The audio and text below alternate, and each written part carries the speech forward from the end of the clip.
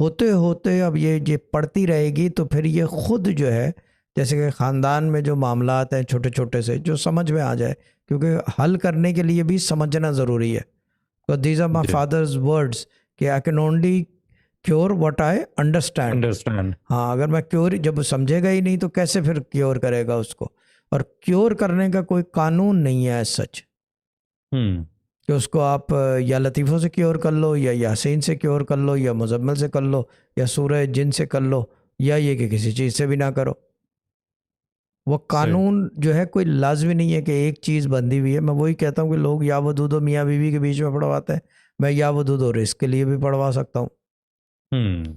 Depends. जी। तो चीज़ ये है कि ये होते होते होते होते क्या होगा कि ये अपने घर की या ख़ानदान की हम्म। मौल्यमानी